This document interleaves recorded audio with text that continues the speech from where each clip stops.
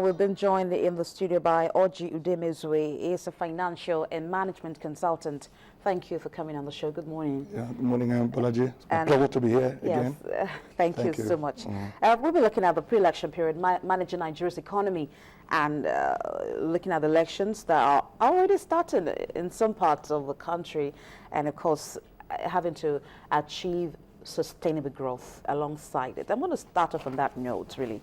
When we look at the fact that elections are just around the corner in terms of the general elections now, in some states we're beginning to see elections already going on. Yeah. What's your view about how it's been run and the impact these may have on the economy?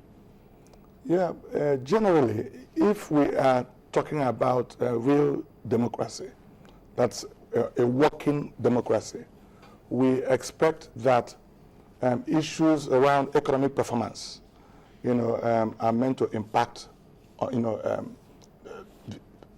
the election and who will become the next elected official in the country. And of course, is a dual relationship, both the impact of elections on governance and impact of governance on elections.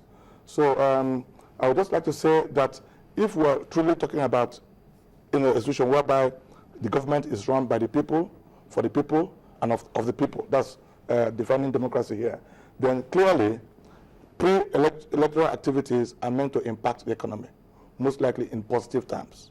Because anybody who wants to be elected, whether an incumbent governor or president or National Assembly or State Assembly people who want to be re-elected must actually do things that will show that they're performing well and that things that impact the economy. Whether you want to be elected as for the first term or you're seeking re-election. Exactly. You must have to do things that will impact the people. So we expect that electoral activities must have very strong impact on the economy, and then vice versa. Okay, and when we're talking about, economic impact, we're looking at not just the usual macroeconomic objectives, talking about economic growth, unemployment level, trying to reduce that, and then inflation control, and of course balance of payment equilibrium, and having equitable distribution of income, and of course adding to that the human development indices, issues around poverty, literacy, health, and all of that. We expect that anybody who is serious about getting the attention of the populace during the election must address these issues. Okay, and anybody who is serious. Yeah, anybody who is serious. Serious. If you look at the issues, you just mentioned them. We have some tests, to look at how this can impact elections. While we also look at how the elections can impact the economy. In things that happen in Anambra, and then Ekiti State, and then just this weekend, Osun State. Okay, it's a mixture of measurement of the impact. But you find clearly that people are looking for a governor or a leader who will provide value for them in the final analysis.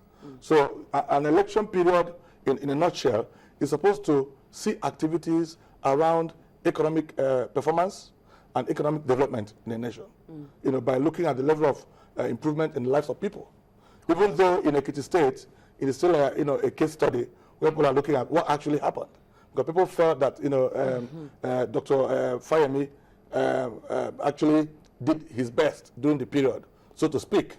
But we found an election that did not reflect that, at the end of the day. Okay, we'll get back to the nitty-gritty in terms of the factors that could allow a governor to come back, in line with the economic impacts on the people. But I want to look at the seriousness of the candidate coming to vie for election and what can they deliver.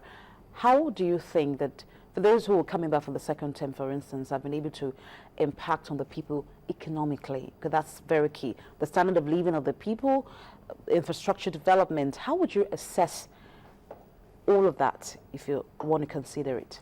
Okay, Nigeria is getting to that point where we are seeing more and more quality in the kind of people that we see that come out for electoral positions.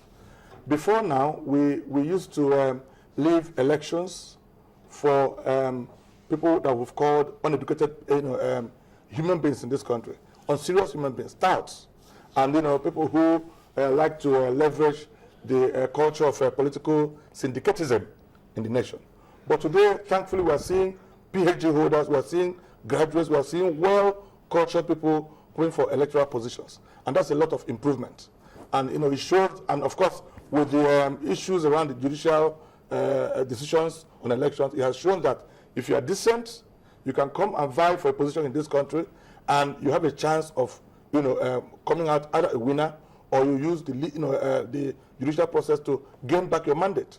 So, looking at that from that aspect, we're having an increasing level of quality in terms of who rules this nation. So and that's very, very important. But I want to mention that if we're looking at the impact, the factors that affect, an economy pre-election, there are several things we can, look at. One, the literacy level. If people are very literate, and they have political awareness and they are well exposed, then definitely you cannot talk about coming to rule them without impacting their lives. And again, the independence of the electoral umpire. Okay, you find that if the electoral umpire can be manipulated easily, then whoever is vying for any position should not bother or may not bother about what impact he makes in the economy, prior to the election.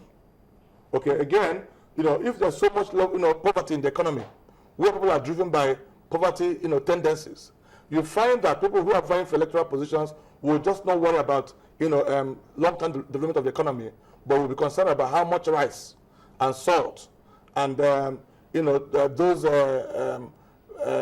little things that they can share, money, to be able to get voted for. You also look at, issues around political structure. When you don't have strong opposition in an economy, you find that the incumbent leaders will not bother themselves what happens before the next election, because there's no structure to challenge them. And that's why I'm very pleased, about the emerging opposition we're having in the economy, even though there's still some issues around whether the opposition is strong and ethical enough to challenge the current leadership.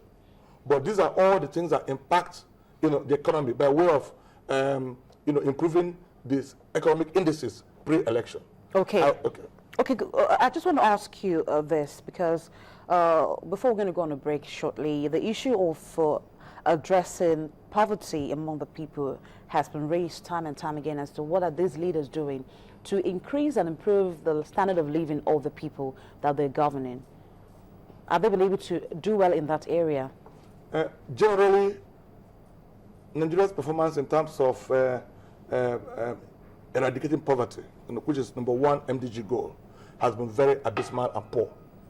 Okay, it is very well known that more than 60% of people in this country, are still suffering from abject poverty.